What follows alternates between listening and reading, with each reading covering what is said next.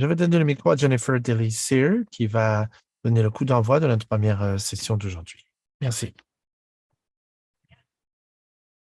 Je suis Jennifer Delicier et je suis une des membres du comité permanent pour cette conférence PTPT. C'est une joie pour moi d'être ici. C'est la troisième journée de notre deuxième conférence annuelle et vraiment, c'est tout un moment formidable. On a un panel exceptionnel pour la séance d'aujourd'hui et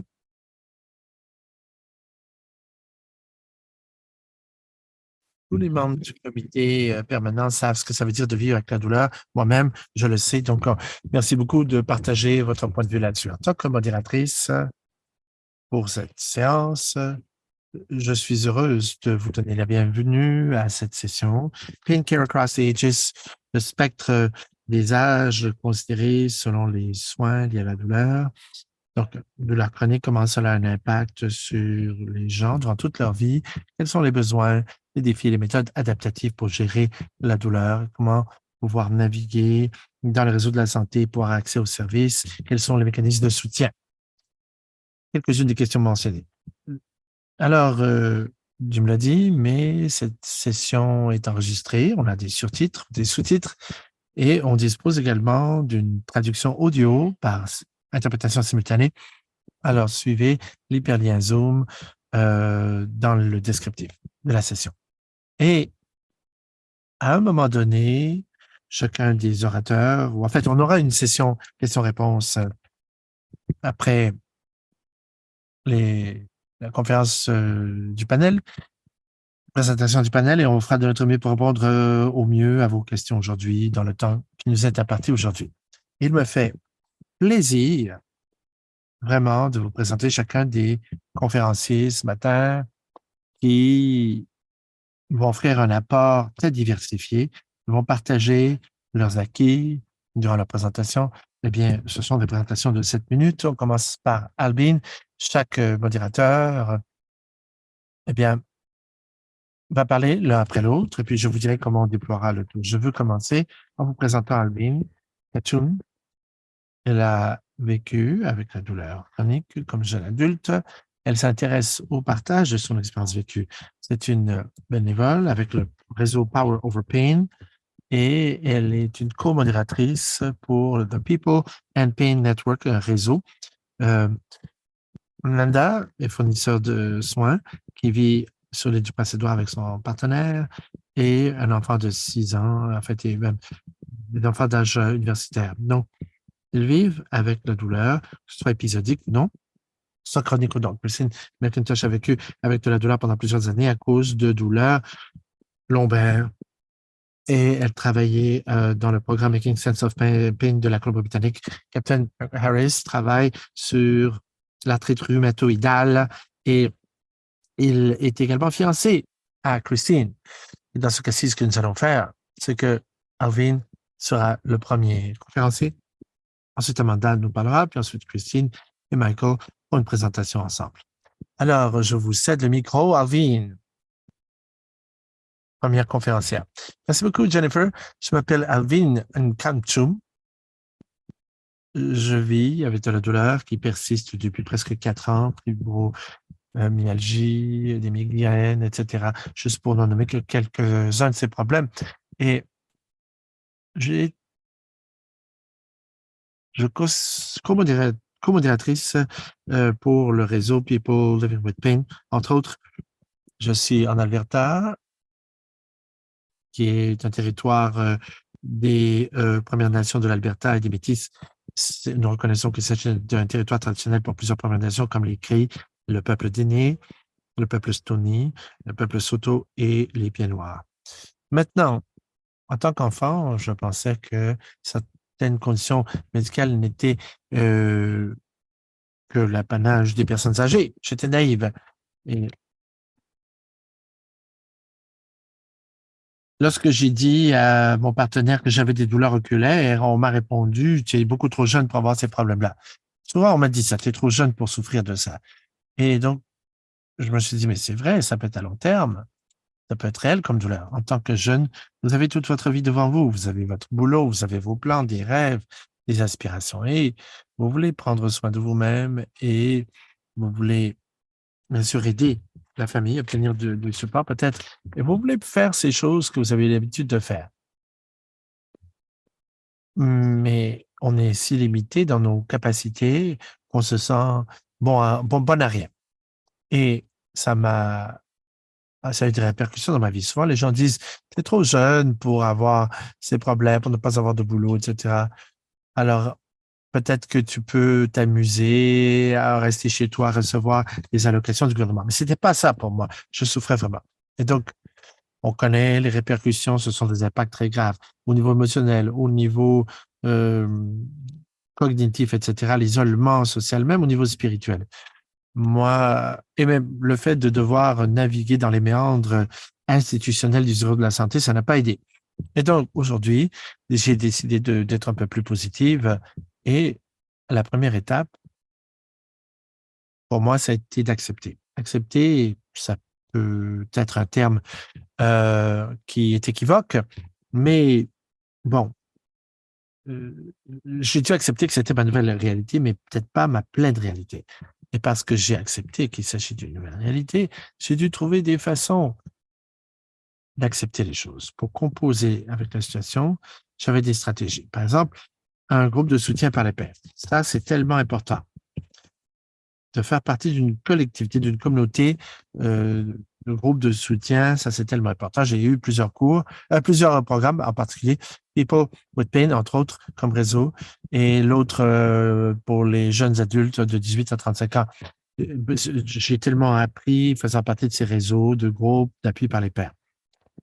Et je recommande ça à toute personne qui vit avec la douleur.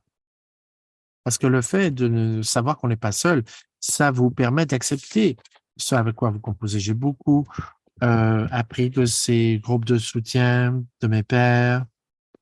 Et grâce à ces groupes de soutien, j'ai vu qu'il y avait des portails pour les jeunes, pour les adultes, etc., comme le réseau dont j'ai parlé.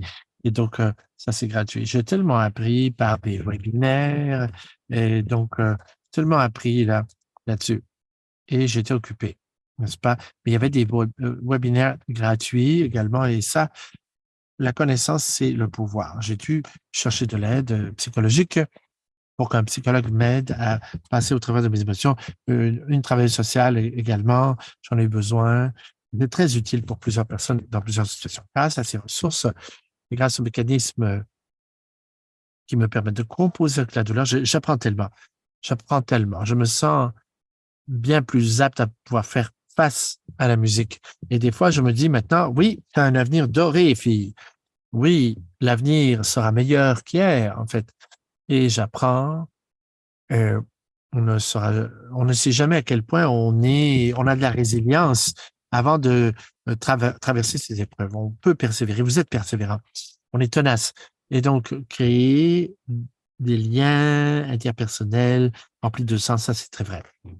Beaucoup de bons éléments comme ça sont ressortis du processus. J'ai vu quelque chose, il y a quelque chose que j'aimerais partager avec vous.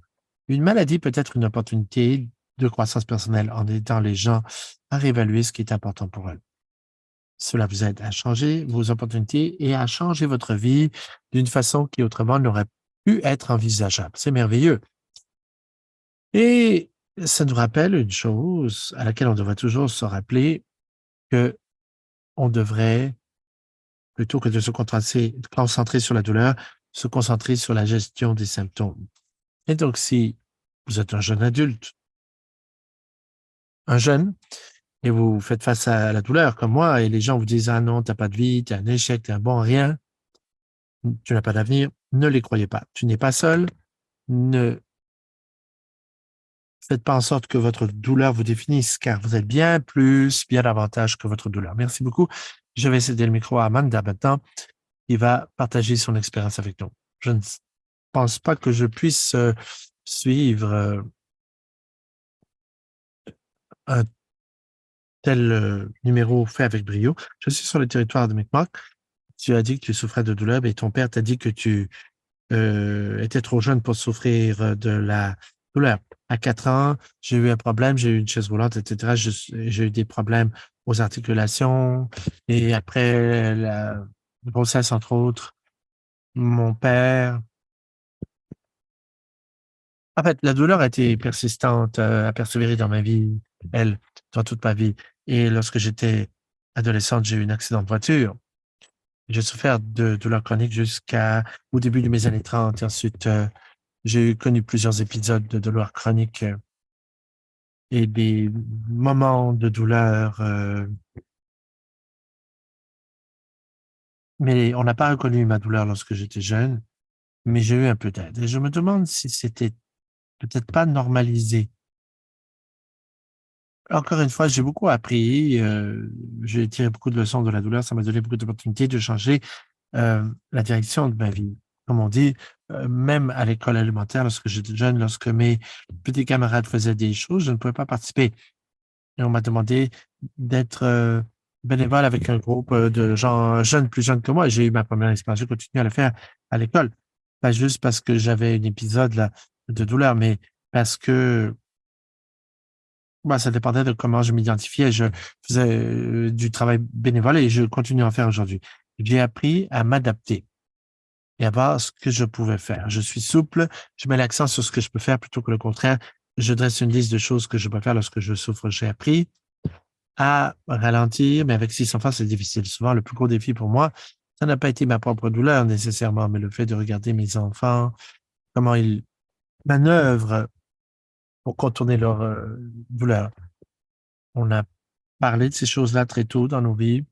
On a beaucoup parlé des problèmes des jeunes, les aiguilles, et cetera, des infections aux oreilles, et cetera, et d'autres choses. Mais c'était pas ça qui était le problème. Lorsque, mmh,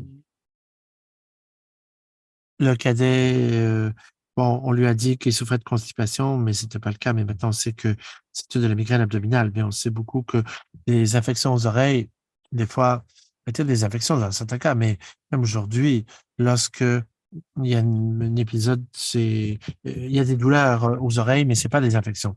La puberté, ça a été vraiment un défi.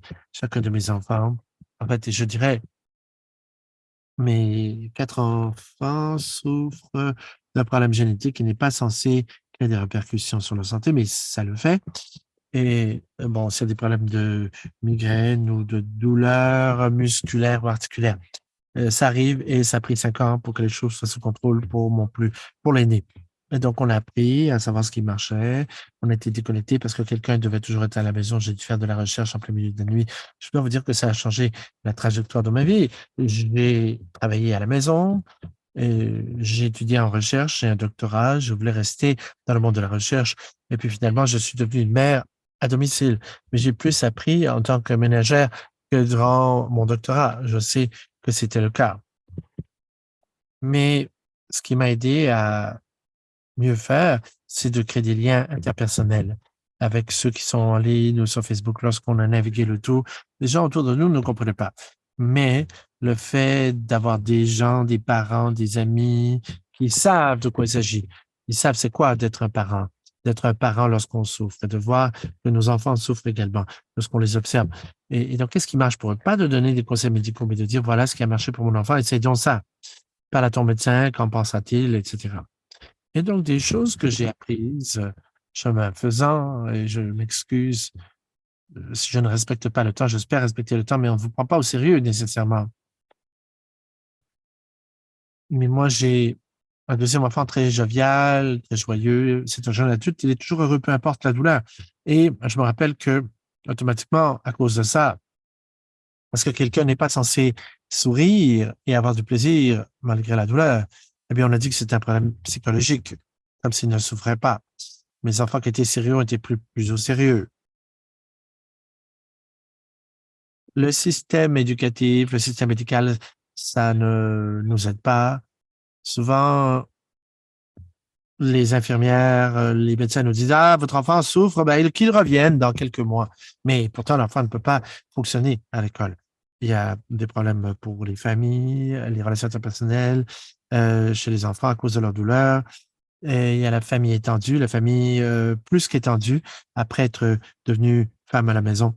Et l'an dernier, on pensait avoir changé les choses, mais les choses ont changé aussi. Et donc, je ne faisais plus qu'un quart de travail. Mon garçon de 14 ans était à la maison.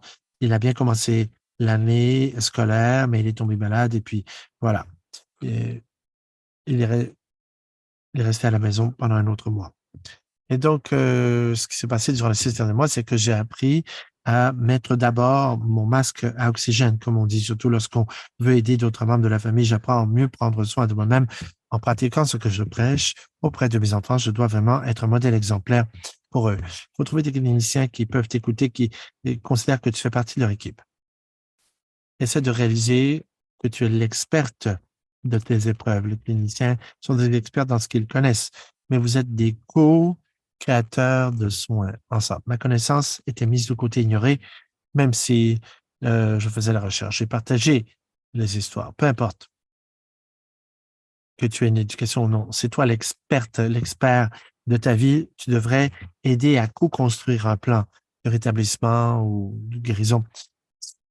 La gestion de la douleur, c'est quelque chose que tu sais vraiment parce que tu vis avec la douleur. Si quelque chose est différent, demande de l'aide, insiste.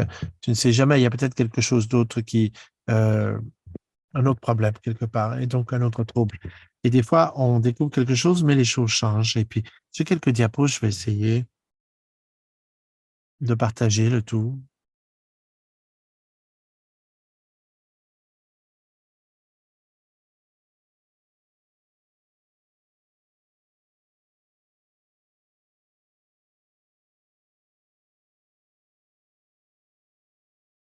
Désolé de ça, je partage et accidentellement, vous m'entendre? Je partage le tout, 3 diapos. Ça, c'est quelque chose qui a maintenu ma concentration. C'est la tarte du traitement. On parle d'éléments physiques, pharmacologiques, etc. Et donc, lorsque je suis impuissante, j'essaie de voir comment on peut faire la différence dans la vie de douleur de mes enfants. Et je considère cette euh, tarte de traitement. Bon, ça, c'est pour la migraine, mais peut-être, mais bon, il y a des petites choses qui peuvent vraiment faire une grande différence pour mes enfants. L'acupuncture, d'autres choses également, peuvent faire la différence.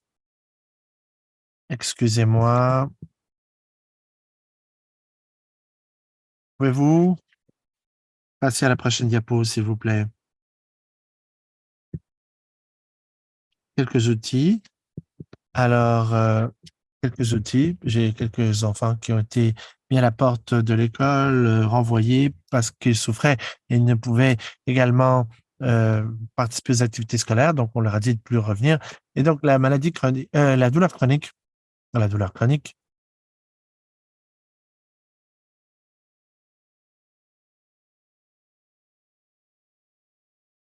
il y a des étudiants que l'on ne peut plus voir à cause de la douleur. Mais bon, j'aimerais vous mettre l'hyperlien ici. Quelque chose que je peux donner à l'école. Bon, il y avait un plan de douleur que mes enfants amenaient à l'école et partageaient avec les enseignants. Et certaines normes pédiatriques également. Pourquoi je parle de ça? Les normes pédiatriques sur la douleur. Pourquoi? Parce que ce sont les choses qui m'ont permis de me faire entendre parce on ne voulait plus m'entendre. Mon enfant, on ne l'entendait plus. Mais en donnant une rétroaction, en, ça m'a montré que j'avais quelque chose de bon à dire grâce à ces outils. Vous avez tous quelque chose que vous pouvez partager. Vous pouvez informer les autres relativement à votre douleur. Prochaine diapo. On sait tous que là où je suis aujourd'hui, j'ai de l'espoir à cause de choses comme ça. La première norme canadienne sur la gestion de la douleur au niveau pédiatrique. Donc, c'est une norme nationale. Je peux partager ça avec les pédiatriciens, pas de pédiatres, pardon. Et j'apprends toujours, je m'éduque, j'écoute ce que d'autres ont à dire, je regarde la recherche, je partage la recherche également. Nos enfants doivent naviguer au fil de leur croissance, de la petite enfance à l'adolescence, doivent gérer leur douleur. Et donc, des fois, j'essaie de découvrir ce qui doit être fait, surtout selon la personnalité de l'enfant. Ça, c'est une conversation en soi. Chapitre, il faut avoir du plaisir. On peut vivre une belle vie malgré la douleur. Il faut aider les enfants à avoir leur force, même s'ils naviguent dans une journée, une vallée de douleur. Et donc, j'espère que les douleurs sont gérées, bien sûr. Mais j'espère que les chercheurs, les enseignants, les médecins pourront prendre au sérieux la douleur. J'espère que ma douleur sera prise au sérieux afin que l'incidence de la douleur chronique puisse s'amenuiser à l'avenir. Alors, merci beaucoup. Merci, Amanda. Alors que nous faisons notre transition pour céder le micro à Christine et Michael, je vous rappelle, veuillez afficher vos questions dans la boîte questions-réponses. On va y répondre autant qu'on faire se peut. Michael et Christine, allez-y. Inaudible.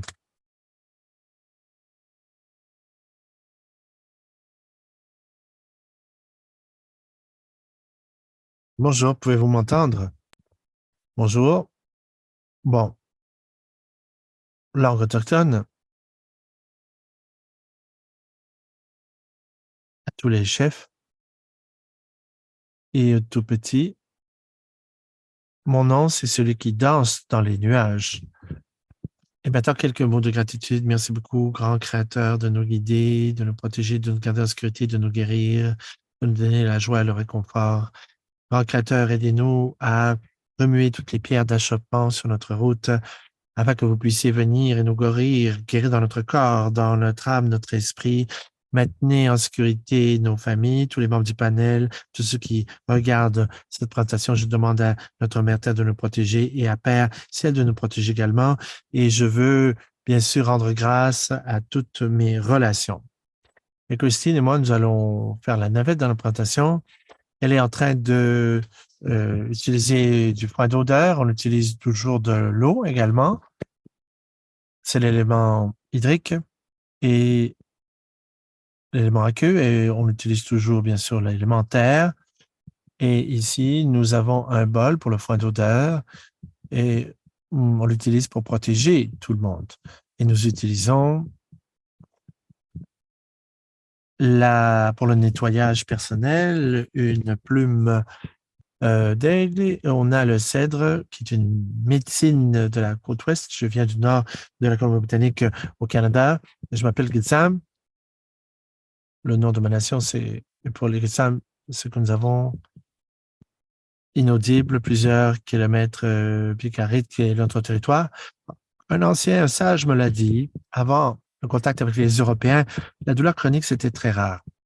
Lorsqu'on avait besoin de traitement pour la douleur, les premiers peuples optaient pour les médecines traditionnelles à base de plantes, la botanique, le royaume animal, etc., les cérémonies étaient des formes de traitement, les éléments cérémoniels, l'énergie également et les formes naturelles, le fait de se remuer, de rire, de pleurer, le fait de suer dans des suris, par exemple, le fait de vocaliser, de s'exprimer, parler, chanter, crier, voilà des modes de guérison ancestraux qui nous permettent de nous écouter, nous faire entendre et on essaie de ne pas blesser d'autres esprits. Si on se frappe avec un bout de métal, on montre aux autres qu'on souffre là. Si quelqu'un, par exemple, souffre au genou, on prend tout simplement une petite flèche de métal pour piquer cette région qui a besoin de nutriments, d'énergie, surtout si la personne a des problèmes articulaires. Il y a des hommes médecine, des femmes médecine dont les cérémonies étaient très prisées et recherchées pour faire cérémoniel. Mon nom traditionnel, c'est Annika, un nom qui m'a été donné par un sage Anikapma, près de Lytton. Je ne sais pas si beaucoup de gens connaissent cette région à cause du feu, la dévastation. Donc, derrière nous, nous avons une roue de médecine et ces roues de la médecine passent par différents stades de la vie. Également, ces roues, bon, il y a différentes médecines que l'on emploie. On commence toujours par l'Est. On a le tabac ici, à partir de l'Est. Au Sud, nous avons le sauge et il y a différents types de sauge. Voilà un sauge californien. Donc, cela est mis dans un bol pour la purification ou le cèdre également. Ça vient du nord. Et on peut se nettoyer également en utilisant des branches de cèdre. On n'est pas obligé de le prendre directement depuis l'arbre, sur l'arbre. Et donc, voilà, c'est du foin d'odeur. Ça, c'est l'ouest. La direction de l'ouest, cela croît dans le nord. On nous a dit que non, mais oui, ça croît là-bas, ça grandit là-bas. Et donc, voilà, toutes nos médecines sont disponibles. Les gens ont appris des peuples autochtones, des premiers peuples. Et on a nos médecines. L'aspirine, c'est une de nos médecines. L'ingrédient actif provient pardon, de l'écorce d'arbre. Donc, on l'utilise pour la dysenterie, le thé noir, etc., pour les maux de ventre, etc., ce qui crée des douleurs estomacales, aux estomacs, pardon. On utilise l'arbre, le pin, par exemple, pour guérir la toux. Et plusieurs produits commerciaux contiennent ces ingrédients. Les, alors, les ours, plusieurs personnes pensent qu'il ne faut pas tuer les ours, mais la graisse d'ours est utilisée surtout pour les conditions cutanées, les problèmes de peau, l'eczéma, etc. C'est très bon pour ça.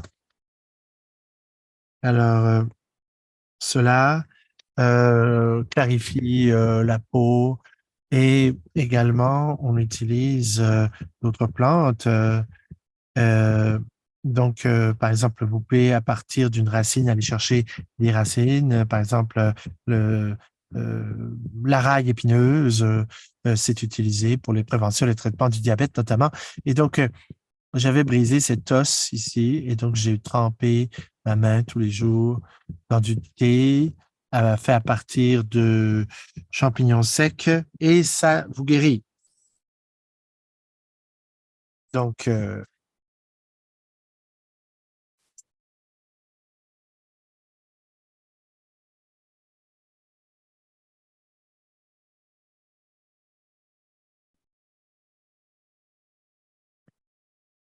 Nous avons vu l'arrivée de nouvelles maladies maladies et douleurs chroniques.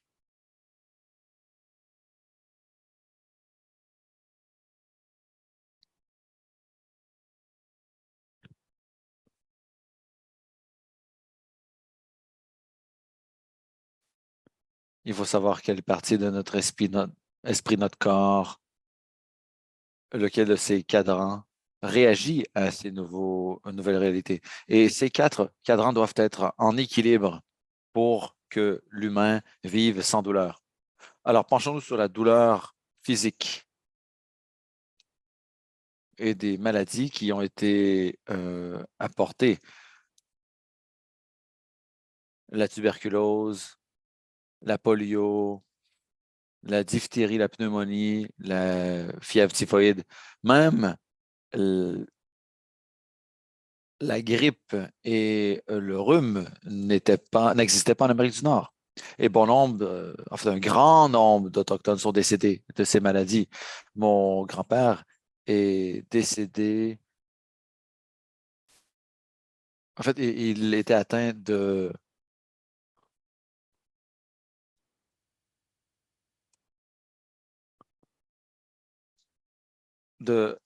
la variole. Et il avait la variole. Et il est décédé, il n'est pas mort de la variole. Et il a survécu à cette maladie. Il est mort à 97 ans.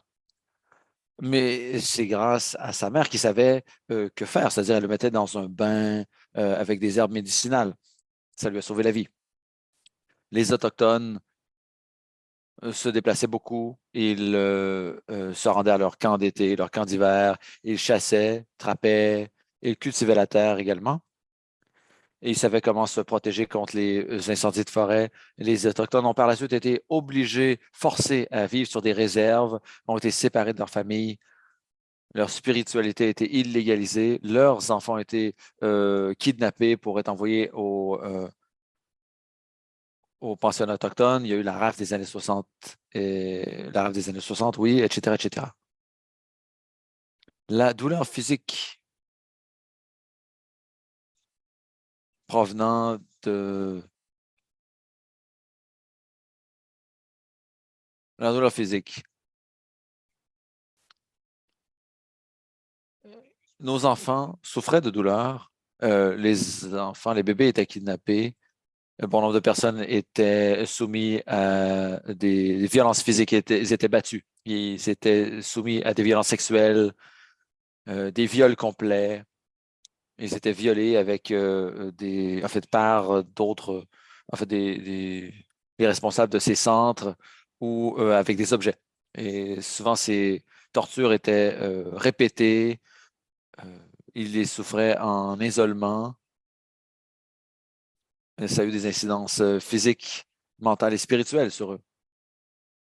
Parlons de l'aspect spirituel de la chose. On vient du ciel, on est né et on est par le ventre de notre mère. C'est là que l'être humain est lié à son être spirituel. Quand on existe sur Terre, on fait du travail, c'est notre être humain, notre être physique qui existe. C'est là qu'on sent notre douleur et cette douleur se répercute jusque dans notre cerveau. Alors, c'est important de reconnaître la douleur spirituelle. Et je sais que dans ma vie, je vivais dans le sud, à Vancouver, en Colombie-Britannique. J'étais le capitaine d'un traversier. J'ai allé sur la mer. L'eau salée m'a permis de guérir. À la fin de ma carrière de 50 ans, en tant que capitaine sur un traversier, j'ai commencé à souffrir de plus de douleur et je perdais mes moyens de nombreuses façons. Et enfin, j'ai commencé à guérir lorsque je suis revenu sur mon territoire d'origine. Et j'ai retrouvé ma culture, ma spiritualité. Tout ça est revenu au centre de ma vie. C'est ce qu'on essaie de dire dans notre présentation. C'est qu'il faut parler de cet aspect des choses parce que souvent, quand on parle de douleur, on ne parle pas de l'aspect spirituel euh, qui est un aspect important de la vie des gens. Quand nos enfants étaient dans ces pensionnats autochtones, ils étaient isolés, ils avaient honte, on ne les croyait pas quand ils racontaient ce qu'ils avaient subi. Alors, ça a causé des blessures spirituelles chez eux.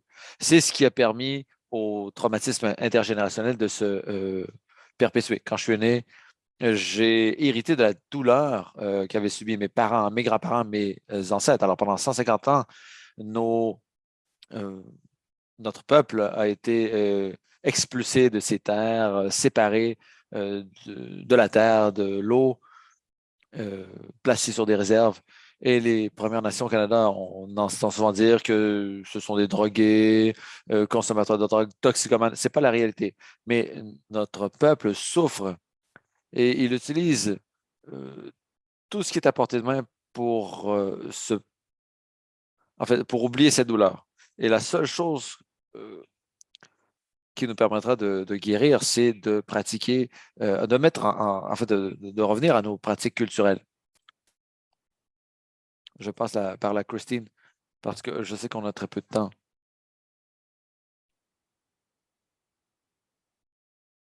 Eh bien, on veut parler de ce qu'on fait, nous, notre peuple. On est en train de rebâtir notre société. Combien de gens ont maintenant le cancer, souffrent de violences conjugales, euh, enfreignent la loi, sont alcooliques, le taux de suicide a explosé. Et maintenant, on est aux prises avec des drogues très dangereuses. Ce qu'on doit faire maintenant, c'est de poser la question, quelle est la source de notre douleur? Chacun de ces cadrans représente un monde en équilibre. Qu'est-ce qui nous porte à avoir ces comportements comme enfreindre la loi, euh, infliger des violences à un partenaire intime? Qu'est-ce qui nous pousse à agir ainsi? Parfois, les gens ont des accidents. Ça peut être une chute, tout simplement, un accident automobile. Ce qu'il faut faire, c'est d'aller sur ce lieu et demander aux forces, aux esprits de nous mettre en relation avec notre expérience. On prononce notre nom, on demande à notre esprit 4 fois de venir à notre rescousse. Et si ce n'est pas possible, il faut se tourner vers un chaman pour qu'il puisse euh, exécuter la cérémonie où on rappelle notre esprit. Alors, ce qu'on fait, en fait, notre esprit est dans notre corps et on vit un traumatisme, que ce soit un accident automobile ou violence subie aux mains d'une autre personne. Et notre esprit quitte alors notre corps. Mais notre esprit est toujours lié à nous. Alors, on n'a pas tout à fait perdu notre esprit. Si le corps et l'esprit sont séparés, le corps meurt immédiatement. Alors, on n'est jamais complètement séparé de notre esprit, mais il peut avoir quitté temporairement notre corps. Il y a également de la douleur mentale. Souvent, on souffre d'une douleur mentale ou spirituelle ou même émotionnelle. Mais la douleur mentale, c'est ce qui cause les problèmes de santé mentale. On se dit, on peut me battre, on peut me frapper, ça ne me brisera pas. Mais là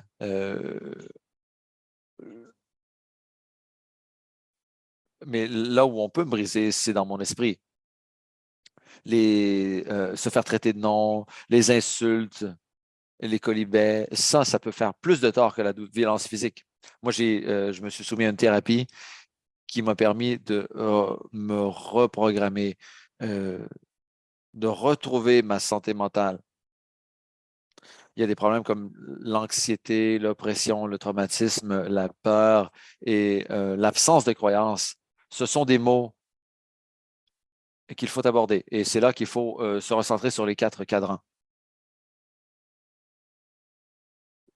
Les cérémonies dont on parle sont les suivantes. Cérémonie de l'eau, cérémonie du feu, cérémonie du chant, cérémonie musicale, euh, euh, porter des éléments de protection, la sculpture sur bois, en mettant un verre d'eau devant une fenêtre lorsqu'il y a la pleine lune et boire cette eau. Ça a des bienfaits immenses. Le foin d'auteur, ce genre de choses, ce genre de cérémonie est très bénéfique. En utilisant des objets sacrés, ils ne sont pas sacrés, mais on les utilise de façon sacrée. Ça peut nous permettre de guérir. Ensuite, on peut prendre une pierre, y transmettre nos intentions et la lancer dans un plan d'eau. Enterrer un morceau de tabac sous terre, mettre notre haine et notre colère sous terre, l'enterrer, ça nous permet de nous en débarrasser, de guérir. Aujourd'hui, c'est la journée nationale des anciens combattants autochtones au Canada. Et je remercie tous ces vétérans, anciens combattants autochtones qui ont donné leur vie pour notre pays. Et je remercie leurs ancêtres qui marchent dans le monde des esprits et qui leur rendent hommage. Merci de nous avoir écoutés. Nous avons hâte de vous écouter. Nous vous rendons hommage. Merci. Merci au Créateur. Merci à vous.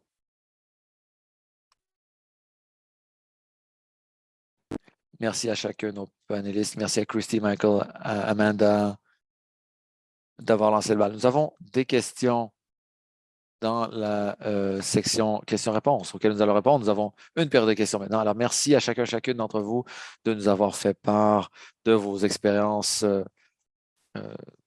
qui en fait, nous donnent des perspectives, des idées, des approches très intéressantes sur la façon de gérer sa santé et la douleur dont on est affligé. Alors, merci.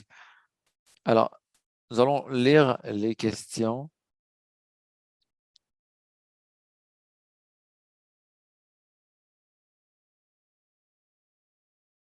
Alors, une question sur les ressources. Ces questions ont été posées plusieurs fois.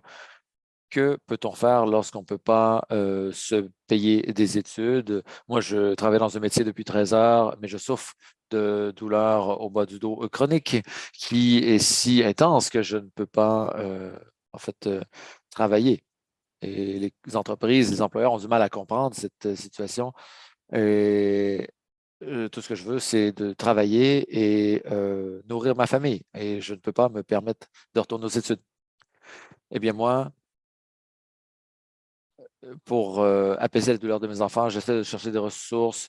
J'ai fait appel à des conseillers d'orientation. Je suis dans la région de l'Atlantique. Il y a un programme gratuit qui reçoit les inscriptions à l'heure actuelle. C'est un programme de formation en analyse de données et cybersécurité, un programme de 20 semaines.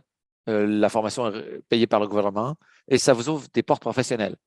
Alors, ce que je vous conseillerais, c'est de déterminer ce que vous voulez faire. Comme l'a dit Alvita, c'est une occasion de changer votre itinéraire. Je ne sais pas où vous en êtes aujourd'hui, mais de prendre une nouvelle voie. Moi, j'ai un recueil de ressources, de formation. Alors, lorsque j'ai l'occasion de retourner aux études à plein temps, j'aurai cette liste de formations que je peux suivre.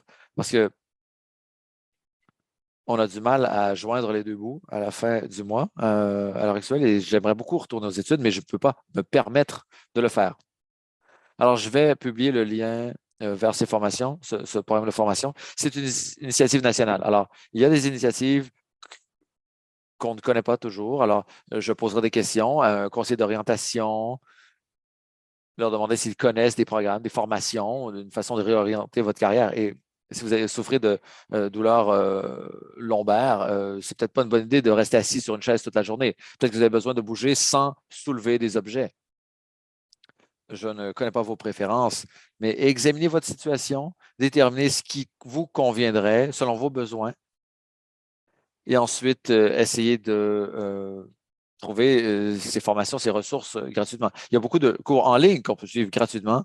On appelle ça des MOOCs, des cours ouverts en ligne massifs. Alors, explorez la situation, vous allez voir, ah, ça, c'est pas pour moi. Donc, vous n'aurez pas besoin d'investir dans une formation. Ça vous permet simplement d'essayer des choses avant de vous investir de vous lancer dans un programme. Par exemple, vous pouvez également avoir accès à des programmes de gestion de la douleur, les présenter à votre employeur et votre employeur est obligé par la loi de vous fournir un accommodement. Amanda et Christine se sont très bien exprimées. Je regrette de ne pas pouvoir vous donner des conseils comme elles l'ont fait, mais je vous parlerai de quelque chose que j'ai fait. Moi, je souffrais de douleur, je devais marcher, je devais aller à l'école, j'étais trop jeune pour arrêter ma vie et j'avais des problèmes financiers. Mais il y a une femme qui m'a dit, une conseillère d'orientation, elle m'a dit, tu dois t'occuper de toi en premier. Tu dois euh, comprendre ta douleur et réussir à la gérer pour savoir ce que tu es capable de faire et ce que tu n'es pas capable de faire. Ne te mets aucune pression pour, pour répondre aux attentes des autres. Suis ton propre rythme. Oui, c'est difficile parce que les factures ne s'effacent pas par magie, mais il faut s'occuper de soi avant tout parce que sans s'occuper de soi, vous n'irez nulle part. Merci pour vos bons conseils. Prochaine question et commentaire de Samantha Kelly. J'ai beaucoup aimé le sujet des médecines traditionnelles, des traitements traditionnels, pleurer, rire, briser des objets. C'est malheureux que ces méthodes soient considérées comme dangereuses simplement parce qu'on n'a pas reçu l'assentiment de la recherche. Connaissez-vous des projets de recherche qui contribuent à donner aux cliniciens plus de confiance dans l'exécution, l'application de ces méthodes? Michael.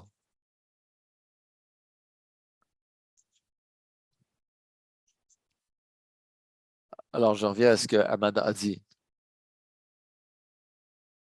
Il y a énormément de cours en ligne qui vous enseigneront des éléments sur la culture, la spiritualité, des méthodes de guérison également, surtout si vous tournez vers les méthodes autochtones.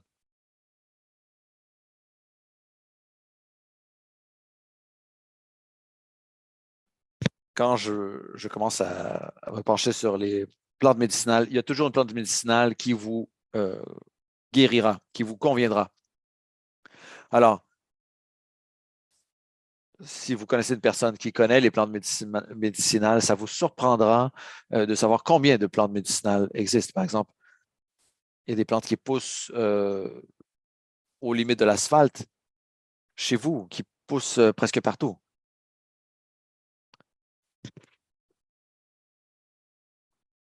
Si un enfant court nu-pied et se fait piquer par une guêpe ou une abeille, je prends une feuille de cette plante, je la lui mets dans la bouche, je la frotte sur sa piqûre.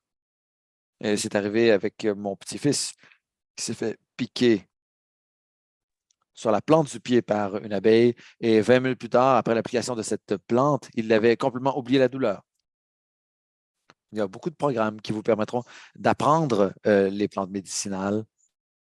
Et souvent, il faut avoir un diplôme pour prouver que vous savez quelque chose. Ce n'est pas toujours le cas.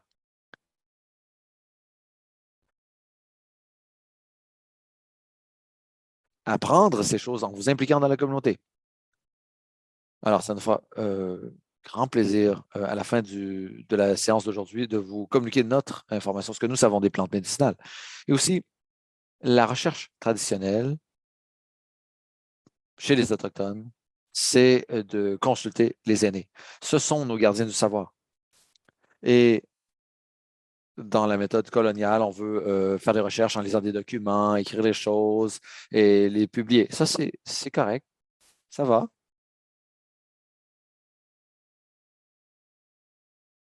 Mais il ne faut pas oublier les aînés. Il ne faut pas les exploiter. Quand vous demandez à un gardien du savoir traditionnel ou un aîné, il faut lui apporter un cadeau en échange de son savoir.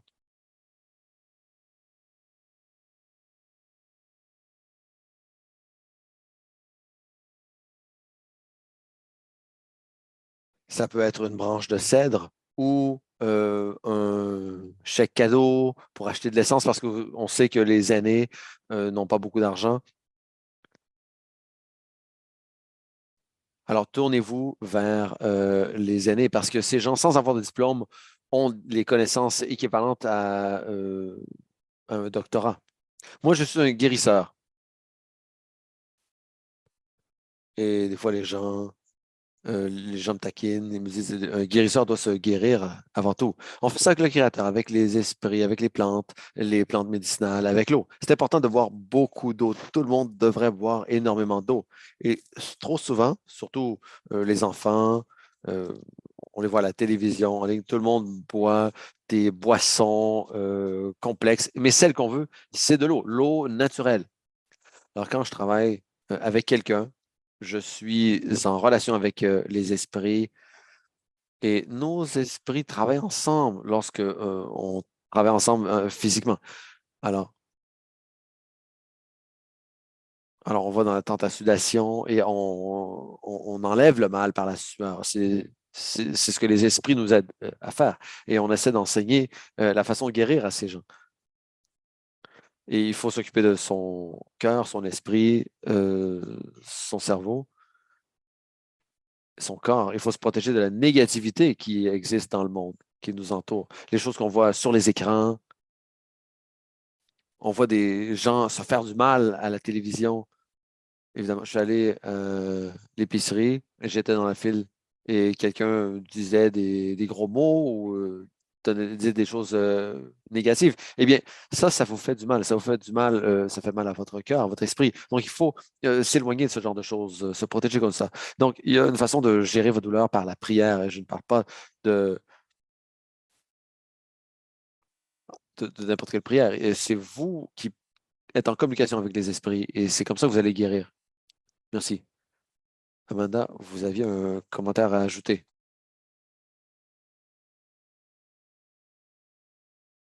Oui, ça n'a pas rapport à la médecine traditionnelle.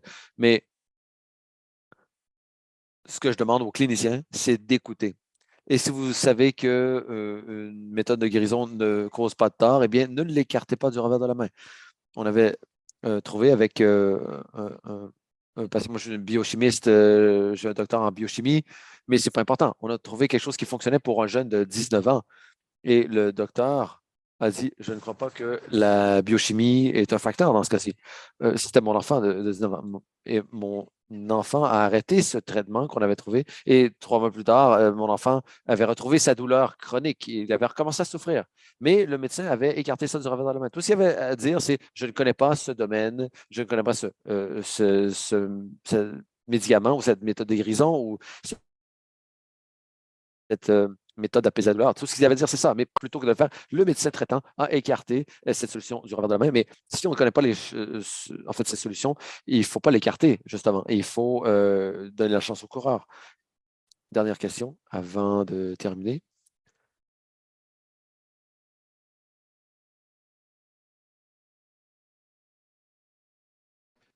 Alors, la partie où on parle de lien spirituel, de guérison, est très puissante, a été très puissante pour moi. Alors, vous parlez de rappeler son esprit pour qu'il revienne dans le corps pour évacuer le traumatisme. Alors, comment est-ce qu'une personne non autochtone peut avoir accès à ce type de guérison?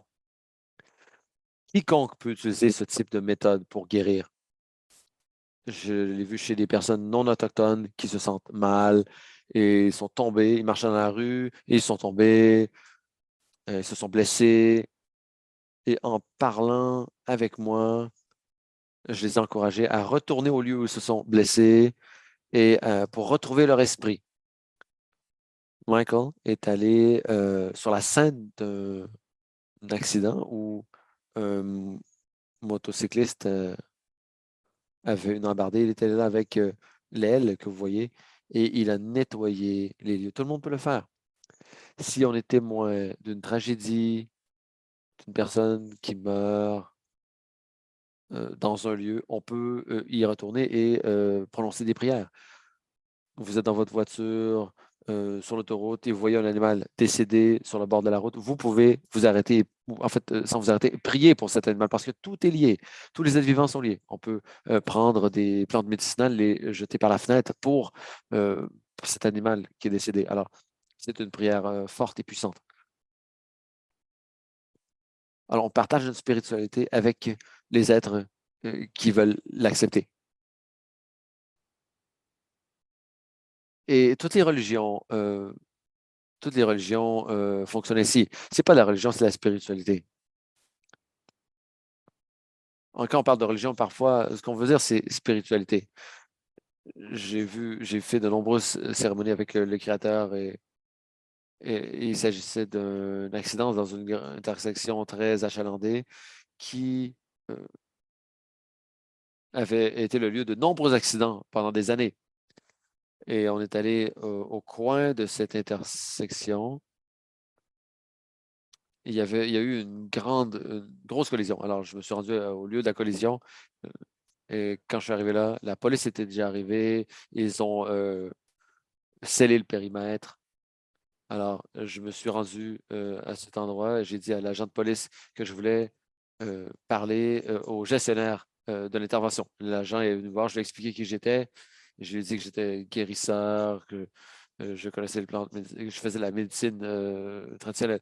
Il m'a dit, je lui ai dit, avant d'enlever en fait, les limites du périmètre, est-ce que je peux nettoyer la scène? Alors, ça leur a pris quelques heures pour faire le travail. Et avant qu'ils rouvrent le périmètre à la circulation, je m'y suis rendu. Et